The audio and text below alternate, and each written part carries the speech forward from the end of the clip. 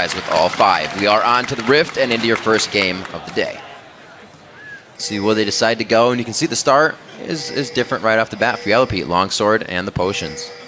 Yeah, absolutely. So not even going with the Dorn's Blade. That shows a lot of swagger in that bottom lane. Really, just because you lose out of a lot of early combat stats by not going Dorns. Sure, he has a couple extra potions, but that means he's probably going for an extremely early Brutalizer. And he's going to be trying to cut through, most likely Thresh. That's the interesting thing about that lane as well. Sivir can Spell Shield the lock on the goo that Urgot throws off. I got to look up his skill names again. The Noxian Corrosive Charges, which is his E. And he's going to hit him with Acid Hunters, which is basically just an Ezreal Q. I'm probably not going to say all of those during his fights. Yeah? We still have the line of scrimmage being set up by both teams. As I'm sure XDG is kind of wondering, how is this going to play out? What are they going to do? And how does that Gragas, the Urgot and Soraka lane play out? Is it aggressive early, or do they just kind of do their thing until you can get the team swapping? Yeah, it's rather interesting. I think they're pretty weak at level 1 unless Urgot can really get in auto attack range, which is hard for him because it's so short. At level 2, if they land a couple skill shots, they have the potential to aggress. And then level 6 is usually the other big time they hit power. But when this lane was popular, it was often ran with Nocturne, and it was all about brute force ganking at level 6 because they would Urgot swap as a Nocturne ulted in and get a kill. They can't necessarily do that with Snoopy, so the lane's kind of on its own. I actually think this lane might be a little bit more of a farm lane for Yellow Pete and Crepo, even though Urgot you think of as someone who's supposed to be a lane board. We also haven't seen... Starts with Star Call, too. So they're really trying to shove this lane. Oh, yeah. Getting that all the way pushed up to the tower. That's going to almost pull Zuna down here quite a bit. It's going to try and make him come down really quickly, you're right. X-Smithy can counter shove extremely well because he is Sivir. But if EG can make this a farm lane, I think it's good for them overall. See if they keep this pressure. This will reset a bit on the lane, so they're good so far in the first push, but it is still just going to be Star Calls coming in after that. We'll see what Snoopy can do here. And speaking of Snoopy, Mundo is somebody we see in the jungle, but not as much lately. Yeah, Snoopy is pretty much exclusively a top laner because he gets dangerously low in the jungle in his early clears. So his early game ganks are definitely not that potent. What this means is EG is putting a lot of stress on their somewhat struggling lanes already to not die to Zuna's Lee Sin ganks. Looks like they have the push in the bottom lane, so Zuna doesn't have to tend to that one just yet. They give the ward in mid, so ManCloud can start to be a little bit more aggressive. We saw when Scar got his wards in mid, that's when they started focusing him. We'll see how they play it. Another thing we need to touch on, actually. And as long as nothing happens in that lane. Whoa! Is how XDG's planned synergy of moving Zuna to the jungle was supposed to benefit Benny greatly. How they're saying, oh, all Smithy used to do was gank for ManCloud. And like, personally, I don't think that's a problem. ManCloud had the most kills in the history of a split in the LCS. He averaged 6 kills a game. So far in this split with Zuna as a jungler, he has 11 kills over 5 games. He's averaging 2 kills a game. He's nothing like the player he was last split with Zuna in the jungle. No, and we see in the bottom lane, they're doing a great job at dodging out these attacks. The hooks that are coming in, we'll see if ManCloud actually can get himself some kills by roaming down here, because I feel like this lane will be fighting once they get those 5s and 6, very much so. Yeah, you could see actually the benefit of the Sivir pick against Urgot right there. Just being able to spell shield the Noxian Corrosive Charge, or the Urgot E. See if Zuna can do anything. He's standing right on top of a ward. Yep. Then he told them that. That's the synergy. Did you know Urgot's passive name is Zon Touched Bolt Augmenter? I do now. Yeah. It's actually one of the most powerful passes in the game, and people don't necessarily treat it as such. It's 15% reduced damage for enemy targets, which means he wins almost every trade if he can get it off on them. Oh! That was a pretty nice flash there by Zuna, and he gets a safeguard to the ward previously placed. It was a nice flash, but he didn't get anything out of it. No. It's like he was invading the wolves, not to kill, but, or sorry, the raids, not to kill, but to just harass a little bit. Yellow Pete gets played though. He gets really close just to get that CS, the hook being down for just a few seconds, and it looks like they are just winning these lane trades now. Really nice shot there at the end by X-Smithy, and this is kind of Soraka being a little weak in lane, Krepo cannot go toe-to-toe with Bloodwater, which means even though Yellow Pete can kind of outduel like Smithy, it's a bit of a 2-on-1 or a 1.5-on-1. Let's see if Snoopy can turn something, because EG's lane is looking real weak. Oh, he walks right into Snoopy, but Snoopy's not going to go for him. Not even put extra damage on it. He holds the cleaver for Bloodwater, and they get the flash. Could be just as good. That was a little bit interesting. Yes. How they decided to get Thresh's flash instead of X Smithy's, because either one of those guys was going to have to flash away from Snoopy, and he picked that it would be Bloodwater. To me, that may have been a conscious choice. Let's watch when Yellow Pete and Krepo get level 6 if they go directly to kill Bloodwater, knowing that his flash is down, because he would have been the easier target to kill in the first place since he has no spell shield. It is true. They are close. Inox having to blow his flash in the top lane, so they trade on those on either sides of the teams. Nice shot by Zuna there. You can see Inox is holding his own quite well against Shyvana, but he's going to have to shot pretty quickly. And this is the worst time of the lane for someone like him. Benny is resourceless right now on Shyvana, especially because he hits level 6, and he is never going to relent the pressure in this lane. So whenever Inox goes back, his turret is going to take a huge amount of damage. That's why Snoopy has to come all the way up and babysit just so he can shot. Yep. Zuna came around very nicely on that. Benny told him the ward was gone, so that synergy that they have is just always on point. A deep ward by the Wraiths just placed by ManCloud. We'll see if that plays anything soon. Yeah, XDG is putting a lot of importance on that spot of the map. You could see Zuna invading earlier, having to burn his own flash to escape, and now they put the ward there. So it's a lot of just trying to catch Snoopy in his rotations, making sure the Mundo ganks don't go anywhere. It's needed because XDG is trying to push all of their lanes at once here. Benny gets caught. Oh, he dives back in and he gets first blood! The cleavers are going to be too much, but he does it in style. Yeah, that was a stylish kill right there, but I don't think it's worth it. He gave away a kill and an assist for the first blood. Overall, EG gets more gold out of that if Zuna can't turn anything here, which he can't. Zuna and Snoopy very close to level 6 there, but neither of them able to use it in that engagement. Pobelter coming in on level 6 for both of them. But it looks like he's going to be forced to back off. He didn't go very hard on that, and he had the advantage. Yeah. He just missed his body slam. His burst would have been much higher. I think if he lands that, he probably tries to ult ManCloud backwards and go for something big. Probably burn a barrier out of ManCloud. But because it didn't land, he was just like, nope, getting out of here. Not going to work. Zuna, very Olaf-esque as he did last time, spending a lot of time in the enemy jungle, but it might get him in trouble this time. A big bomb coming in from ManCloud, but I don't think it's going to be enough. The dodge happens so the big man can get in range. Well, right there is why he was holding his ultimate, and now level 5 bottom lane, you can see the damage coming in a little bit from Yellow Pete and Krepo. They're getting dangerously close to that level 6 and might try and turn something aggressive. EG's staying in this game. We just saw Smithy and Bloodwater freezing, super freezing this lane so they could put this pressure back on. Yellow Pete gets hit up. There's the shield. You can see the armor revolving around Urgot for that short amount of time. Keeps him safe. And it's a massive creep wave, otherwise EG might have stayed. They're actually going for a kill here because Pete is so low. Whoa, getting a little antsy. They called it, but I don't think they were ready to fully go in. I'm gonna back off for now, chat. Pete putting on his dancing shoes with a 4-legged crab caught right there, barely dodging out on some of those boomerangs. Not too much burned though. Smithy didn't have to burn any summoners outside of his ultimate. Everybody calm down in that lane. So as we look around, ManCloud picking up his blue, which is going to help in a 71-59 mid lane. He's got a pretty good lead over Pobelter there. Yeah, ManCloud. Definitely the better farmer. Gragas will be able to catch up a little bit once his barrels can clear the back wave. But for now, no one out CS's Ziggs early on in the game, unless Ziggs in this play. And it's interesting, we actually see these two facing each other. Usually one's banned and the other's picked in favor. And Inox hit up again. He actually goes for Zuna. Zuna remembers what happened last time. He takes it careful. That was a nice shot there by Zuna, but here's the aggression. Again onto Yellow Pete. Where's Krepo coming in? Snoopy a little too far behind. They were wishing they had the lantern on that. See, I don't understand that moment from EG because they Urgot ulted the Sivir even though Bloodwater's flash was down. And you can't necessarily go for Sivir if you're isolating one target because you swap him back and he just lanterns in the other direction. That gank is never going to work if you ult Sivir. That's why they burned the flash in the first place, but now they go for Dragon. They have enough aggression to actually push back onto Dragon. A very nice Mega Inferno bomb. Krepo's sitting on the back side, and it looks like they're going to take quite a bit of a hit here.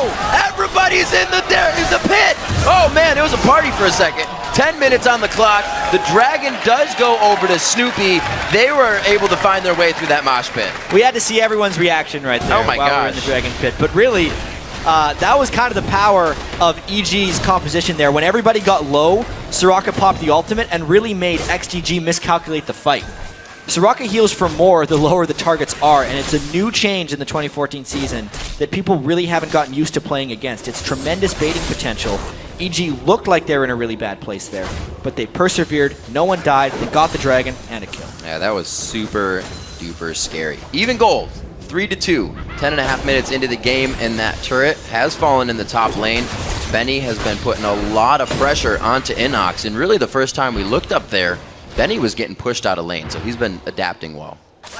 Benny has actually been getting a fair bit of help from Zuna, Yeah. I think, in that lane. And he kind of needs it. You can see Inox's top lane in Italy is no joke. He has done well on it in lane. Now, 2 games in a row. He played it against Dignitas yesterday. Could never transition into the rest of the game. But I have a feeling right now that even though EG is down in turrets, because their laning phase is admittedly weak, they've stuck around in the game long enough that I think once they start grouping, they might have a substantial advantage. Smithy and Bloodwater are having no more of being pushed back into their own turret. They are giving it tenfold here to Yellow Pete and Crepo, and they really can't do much about it. You're right on rushing that Brutalizer, and he's stacking the tier up, so it's a bit of a plateau in damage now. Yeah, well, he's going to keep going. He's going to go for a Black Cleaver. Yeah. And most likely a Muramana after that. And people don't realize how quickly Black Cleaver stacks on Urgot because his Noxian Corrosive Charge is ticking physical damage. So just landing one of them basically guarantees you get the max shred out of it. Watching the movement, it is going to be Pole Belter.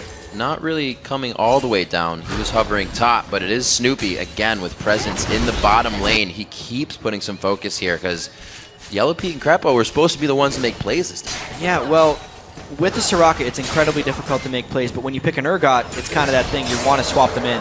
Yep. They don't have the flash down on Bloodwater this time, so I'm not sure what Snoopy's planning here. Now there's the difference of the spell shield as well. Now they can use that. This could be foiled very quickly for EG if they try something. It looks like Yellow Pete could have wanted that, but they're keeping their behavior quite set in this. As long as Bloodwater stays out of range of the swap, Xmithy is safe. He will always be able to click the Lantern as long as Bloodwater keeps the distance. They got to see that it's being played a little bit different. Xmithy and Bloodwater are staying so far off of this, and Snoopy, he's taking a vacation down here, but there's the swap. They finally try to get it in, and Xmithy gets the Lantern. They couldn't get towards it. They get the lock onto Yellow Pete, and the nice play backwards. The box stops it all. Yeah, that was a little bit more dangerous than XGG wanted it to be because they did have to burn Bloodwater's flash. But it was the Lantern back immediately. Maybe they could catch Bloodwater afterwards, but the swap itself didn't really do much to initiate or help that gank. Really looks so calmly played. Oh, wow, Benny, this isn't the first time it's happened to Inox. He gets the Ignite on him, so the heal won't come out, but he flashes out of the bush. He gets the heal just in time. Inox is getting a lot of pressure put on him by Benny, at least. His shoving is not working out. You can see the mana is a definite issue for Inox. He cannot heal up through this repeated pressure from Benny. Mid lane, Zuna going for something. Skill shots going back and forth. Gets blown out by the explosive cast. Pobelts are not taking too much damage. Those resistances keeping him pretty healthy right now. Wow. The Wish comes in.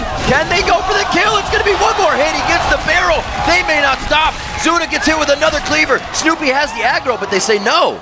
Pole Belter played that magnificently right there, landing all of his shots with a flash body slam right at the end, basically sustaining a 1v2 gank until his ally could arrive. The tides have changed in this one. Benny's on the run now. The game of cat and mouse Got in favor of the cat, very much so. The dragon is going to go down. Assist going to Snoopy on a cleaver from the left side.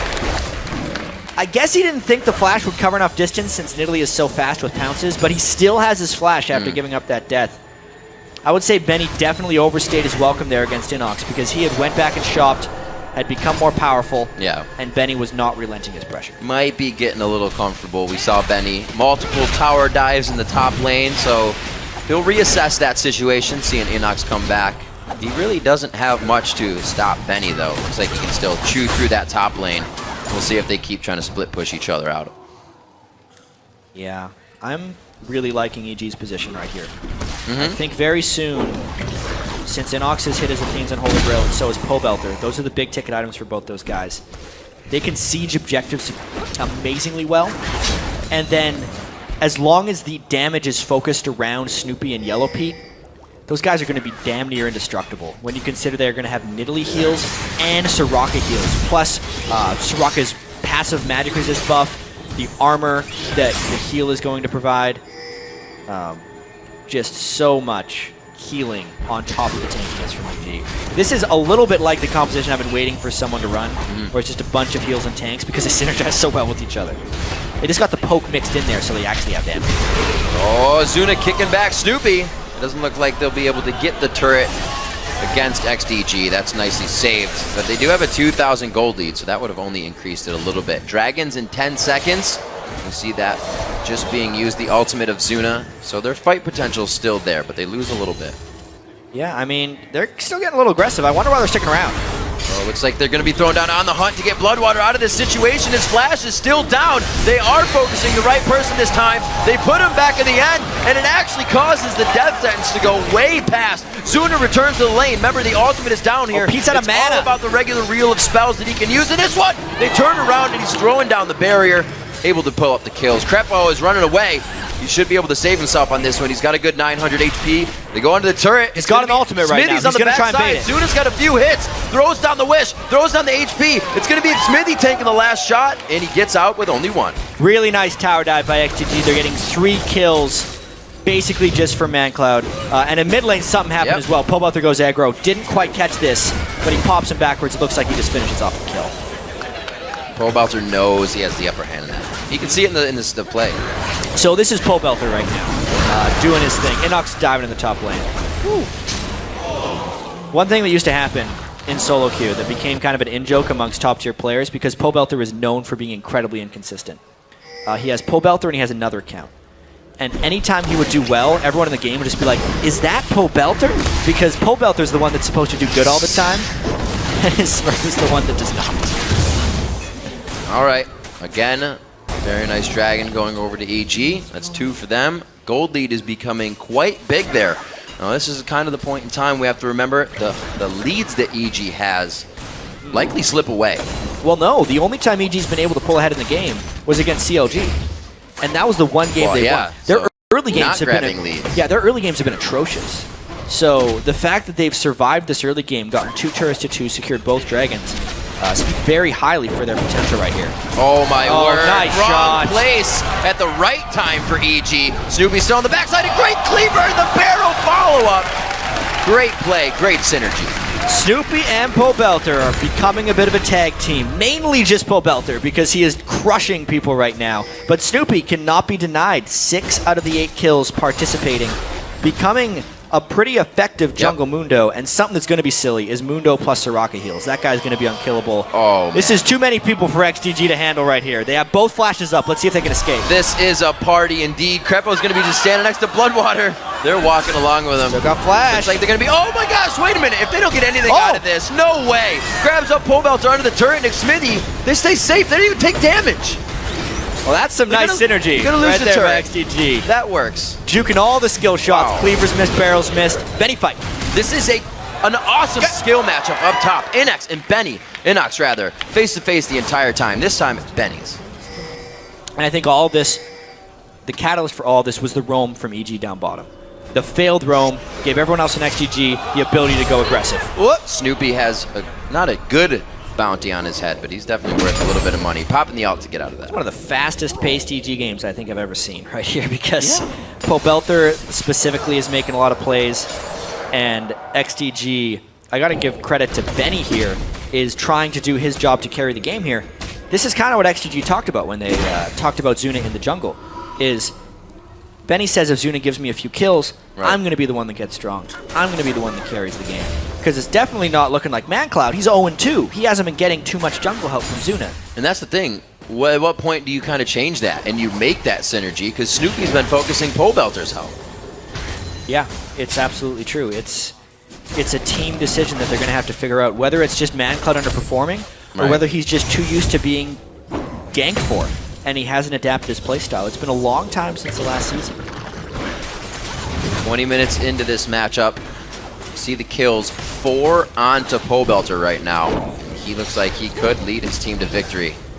Grabbing up the blue buff, these guys will be setting up. We saw the dragon go down just a little bit ago, so whatever they do set up for, it's going to be for the lane pressure right now and figuring out what mistake XDG can make next. Look at how little vision they had right there when we turned it off. Yeah. EG doesn't have much, but at least you burn the flash. Sometimes that mistake is just the wrong pathing. Like you said, the wards for EG, a lot better than XDG right now. Those little instances of opportunity able to be created. Pole Belter double buffed up right now, and it looks like EG is going to want to start taking down structures in mid. Yeah, I think this is the time where EG wants to set up their siege. There's a Death Cap completed onto Pole Belter and a Void Staff completed onto Inox. Inox is actually right now just trying to keep Benny occupied, but since he has it shoved up, you know, whenever they could get into a position where they're double sieging with Gragas barrels and Nidalee spears, that is just too much to handle for XDG. They don't have any healing on them. They could definitely start taking out people in masses. When we take a look at Mundo, Snoopy actually just right out Warmogs. Let me get this. Yeah, That's my second. he's a rich man. 6,500 gold. He's 1,400 ahead of Zuna. Obviously, Pole Belter as well is the most farmed member on the team. What is surprising amongst all this, though, is the fact that Inox is actually ahead in gold on Benny. Ooh. And there's the strength of Snoopy, just 1v1ing Smithy, making him run the heck away. Yeah, EG, a little bit of the driver's seat here. They are able to dictate most of the movements of XDG right now. Benny and Inox are still having their party back and forth. In the top lane, that would have been a nice grab, but I don't know how much XDG would have wanted that. That was a scary position. Crepo's feeling pretty comfortable right now. Yeah. Because he's escaped the early game of Soraka.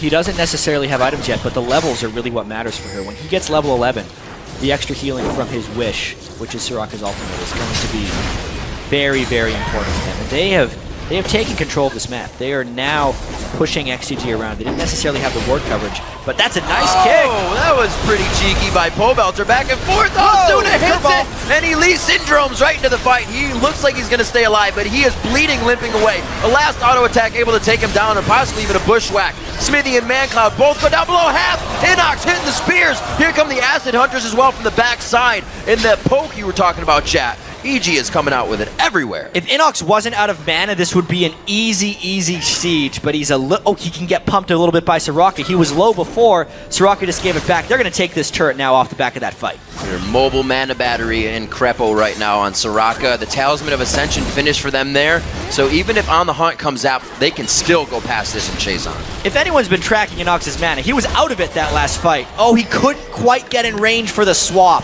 That would have been a kill if he was another inch forward. And Cloud waddling away quickly. Good catch on the spell shield as Smithy packs a little bit more mana into his bottle. See, Yeah. 37,000 to 32 now. 4-3 in turrets. And EG is really being definitive this game. Yeah, and infuse with the Soraka changes. We haven't seen Soraka, so these are rather interesting in quite a while. Yeah. She donates 60 mana plus 5% of her max mana, which right about now is every time she casts it 102 mana directly to another target. It costs him a little bit, but Crepo doesn't necessarily care because he's got so much mana regen from his fully upgraded talisman. This is a little dangerous though. They're low on a lot of resources here. They throw him in. He's going to put down the box. No! Bloodwater gets knocked around quite a bit, but the HP bars are not in the favor of EG right now. We'll see if they can turn it around. Pole Belter goes down. That's a lot of DPS that EG does not have in this fight now. Benny and Snoopy duking it out as the tanks do in the bottom side of this fight. Crepo now on the other side. He misses the Q. Zuna looks to get a few more, but that HP! It was the barrel that's going to... Not the barrel, rather. The damage coming in to lock him down from Ziggs on the bomb. Really good initiation by XDG there, and a disastrous fight for EG. They were low on resources, they had not landed any poke, and this fight was not going to work from the start. You could see they were just switched up. The great flash play by Bloodwater comboed with pretty much everything.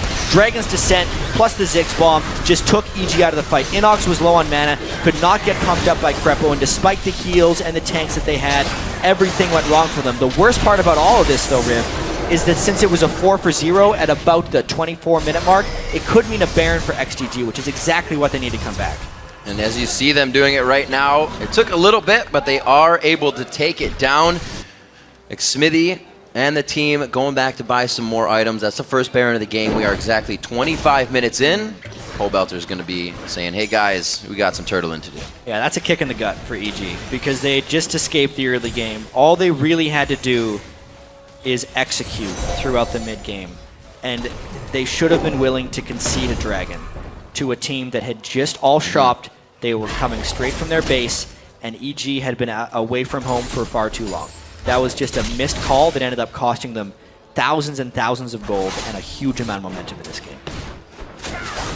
See if they can pick it back up. Things haven't been too hard, but that is a huge swing to be reckoned with. Gold now is split between that 4,000 lead. It's now down to 2,000. Smithy, or ex-Smithy I should say, finally getting a little bit of attack speed and crit into his build. He rushed that Bloodthirster into Last Whisper right off the bat. Yeah, I love that build for Sivir because everyone used to do the Legolas build for Varus since he was so spell-based in his damage. Sivir's Boomerang Blade does much more than a piercing arrow if you could land both ticks of it, so why would you not just build the exact same thing on Sivir?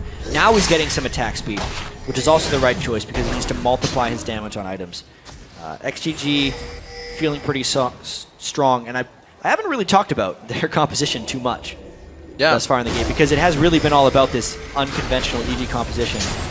But XDG shows how powerful they can be in team fights as long as they don't get poked down. The initiation can be very clean, and if they're landing their AoE on the priority targets, not the tanks by EG, things will work out great for them. EG's making it hard though. They're only saying you're getting in this team fight if it's from an Urgot swap. They are staying really great positioning, keeping in mind that they have to, consistently do this. If they go awry, this strategy can fall apart immediately. Yeah, and the last time EG tried to run a top lane AP in Italy, they really struggled because Dignitas fast pushed down their mid turrets and just brute forced their way through. They had a Zed middle in that game. Pobelter couldn't clear the waves. But now, he absolutely can. One barrel gets the front wave, he's got a blue buff, back barrel gets the back wave, and no push happens for XDG. This time they actually have the wave clear to make up for the fact that Inox's top laner can't clear. Well, if they do see Inox at the an inopportune time for EG, the Talisman of Ascension is now finished on Bloodwater, so they can synergize that with an On the Hunt and get right where they need to get into that fight. A little bit faster than EG. And Pete surprised me a little bit by finishing his Last Whisper before his Black Cleaver. It's most likely because it's more armor penetration for himself, and most of the time he'll have a little bit of physical damage on the rest of the team, but it's pretty much all magic damage on the rest of them. So the Last Whisper was the proper choice. He'll finish that later. Not sure if he goes for Frozen Heart or Black Cleaver next, but it's pretty much the build we expected from him as well. And usually the Aegis to Locket is going onto the support, but Zuna picks that up for his team coming into this game. Yeah, Tankly Sin tends to do that fairly often. Zuna is trying to be the initiator for his team as well. Don't disagree with that. I hope he gets the Locket completed soon for XDG's sake. They're just trying to use this Baron to farm a little bit back in the game. They were in a monstrous hole before they got that team fight victories. And this is one of those pseudo comeback Barons where they're not getting much. Oh. Tank Zuna feeling pretty tanky. The silence there. Oops! Yeah, Zuna got completely outplayed. I'll talk about it later. There's a fight. A little bit out silence. 1v1 and the 80 carries in the bottom lane. Oh, he flashes for it. One more. Acid Hunter. Can it burn down? There's no damage there. No, Acid Hunter's gone as well. Oh dear, that is the Urgot just turning it on and fighting X-Smithy. That's not going to do much. The reason Zuna got outplayed in the top lane was he went in for the kick right as Krepo arrived for the silence. So he actually just ward jumped deeper into the team and couldn't kick back. That's when Pobelter capitalized and spiked him down. He is doing well for himself. Got to keep an eye on Pobelter. It's 5-1-2 as we watch Benny and Inox go at it again in the top lane. Oh, they're calling for help on this one. Here comes the cavalry of flash the next and Cleaver. Krepo. Didn't do it. He flashed it, but he took it with him. That's unfair. They're going to be able to take him down. It's a little bit of a shutdown there. EG gets right back in the driver's seat now, I think, because the Baron buff is gone from XDG. They still have a gold lead, and they have just proven that they can win a couple of different sides of the map. Yellow Pete out-traded X-Smithy, stopped him in his tracks, and the only thing left is that Inox needs to deal with Benny. As long as he can get roam help from the rest of his team, it's evident that he can. Well, Tizuna really hasn't been giving him too much synergy after this. And ManCloud still not getting his kills, averaging the 2 kills a game. He's got 0 right now, but he does have the 4 assists, which means he's still trying to get that kill participation in. We'll see what they can keep doing. We're seeing Inox not really using Nidalee as siege, but just towards the top lane. Is that going to start hurting him? No, well, he's just had to deal with Benny. But he has farmed up so much now. These are like the key Nidalee blow you up items. Yeah. And XDG hasn't had to deal with it throughout the game here. So if they can ever get into a poke scenario, that's when it's going to start being very effective. They pop the talisman but cannot close. XDG saying this is ours. Feeling a little bit greedy that they can move into the jungle. Pink Ward's going down as well as they get a lock onto Snoopy. Not exactly what they wanted. They're going to hold off on that. Fascinating point in the game right here, actually. If EG can set up a 5-man siege, they're golden. But they're very scared of engaging in a 5-man fight without getting any siege down. You can see the danger pings they're going. They would love to get this dragon right now, but XGG is in a good position. As long as they avoid poke, XGG has the edge. If EG lands any poke, it immediately turns around. Get those spears in from the outside. You can see Inox nicely staying on the back line. A great boomerang hit to Inox. Smithy's trying to cut the pie here and get to the back line from being on the side of the fight. But it looks like XDG is just eventually getting kind of pushed out farther and farther. Yeah, and the dragon is still up. The fact that XDG couldn't finish off that dragon really quickly, it's going to make him really tough to get back in here right now because the poke war is extremely one-sided. XD is just trying to dodge things. It's not like EG is going to get poked too hard back. Since they have Soraka and Nidalee, if anything were to land, they would just heal it up. They just put a question mark on that turret in the bottom lane. We'll see if they actually put him there. Pobelter says he can take 2 on for this situation. The flame misses, which means there's a little bit of that crowd control missing. And now they took down the death sentence. What's going to be happening over the dragon? Pobelter goes 3v1 and he gets taken down, but he does over 1,000 damage to both champions. Still going into the fight. Zuna connects with the Q, but Snoopy is going to be able to get out with the ultimate here. Sadum is on, and they're safe. Yeah, for now, let's see if Zuna can make something happen. Yeah, he didn't want to go that far. He went a little far, I'd have to say. But as did Pobelter. We have a couple of cowboys in this game just trying to do everything by themselves. Not a good idea. Pobelter, him being dead could be very dangerous. XGG's going to use that window to try and take down some turrets. I thought maybe they were going to try and rush Baron once again, knowing that the Gragas stealing Baron over the wall was not a possibility. But they were rather low from that as well. Smithy did nearly get picked off, and it ends up just being Dragon for a kill, which this late in the game is a gold advantage for EG. What a weird fight. Everybody just started seeping out of the dragon pit into the jungle until somebody figured out what to do. I think fights like that are going to be more prevalent in this game because EG is literally just waiting for opportunities. Yeah. They cannot play a brute force style of game, which is kind of what they want to do. It's this weird thing how Crepo used to be a big poke support with Soraka, just heal up, wait forever for initiations, very old EG style. And then he found that Leona for himself and just wanted to be all in all the time. Now he's back to the passiveness. So everyone here in this game for EG has a little bit of poke support, and that's exactly what they're going to be trying to do in team fights. 4-0-3 on Smithy to the 1-2-0 of Yellow Pete. But last time we saw them fight, that 4-0-3 got pushed out of the 1v1. He got pushed out pretty darn quick, and that's because Yellow Pete, you do not fight Urgot 1v1.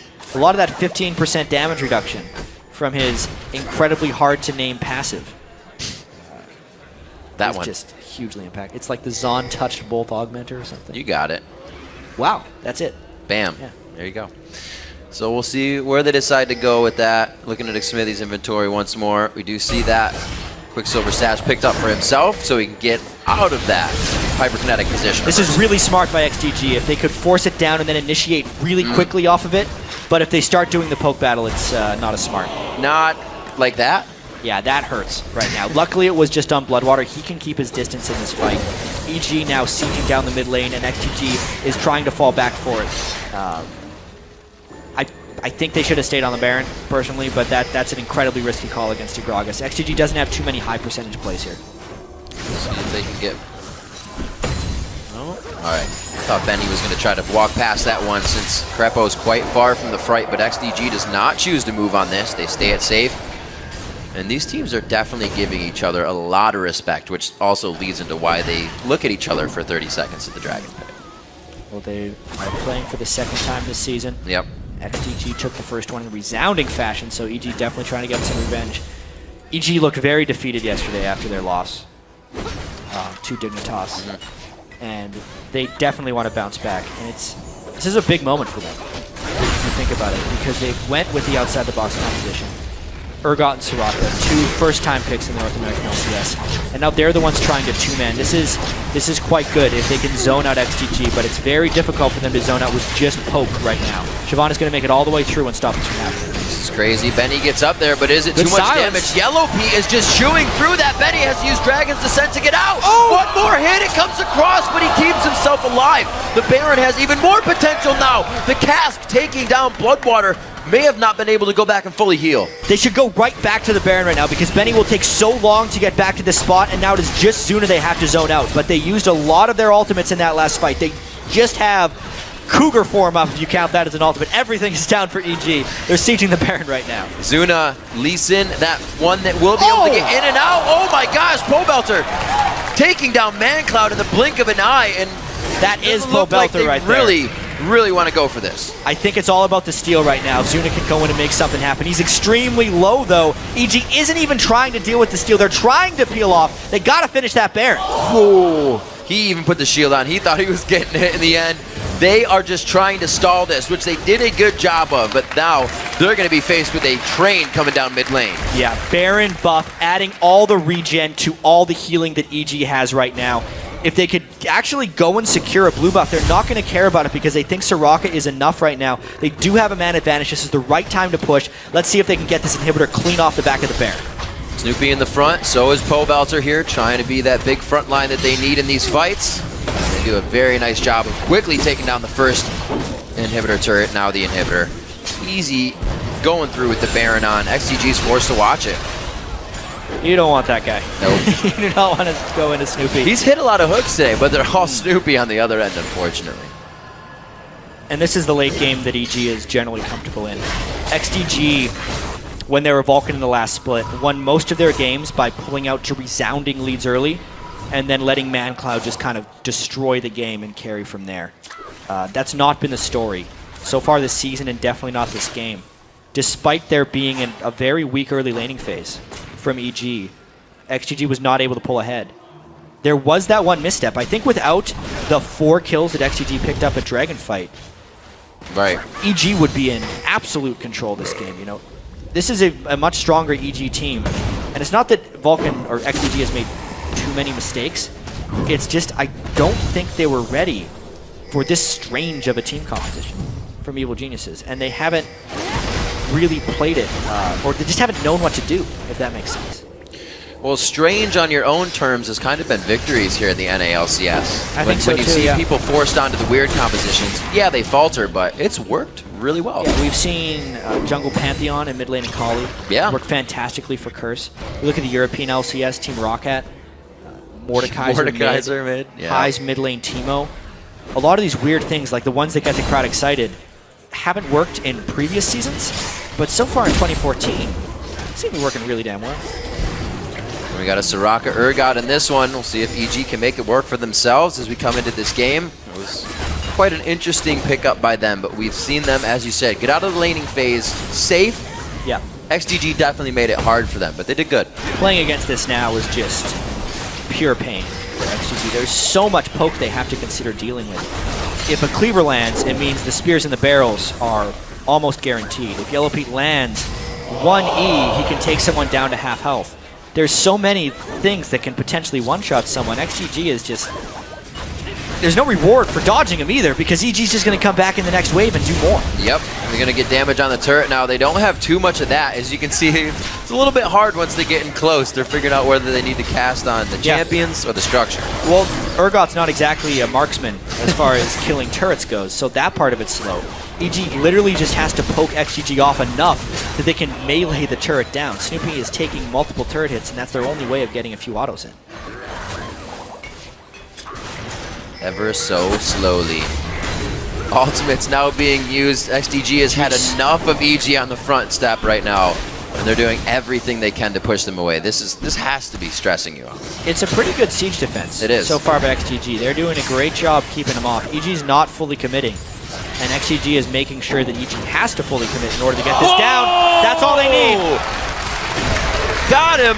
Goes down. ManCloud cannot help the team this fight. The inhibitor turret is going to be there for the entire time as they try to fight around it. They look at it now, refocus, take it down. Baron's doing a lot for them this fight. Yeah, 2 kills down right now. They're making sure to get that second inhibitor. They are just in complete control of this, and it was all about just waiting, finally hitting the dart. Now they're going in for more.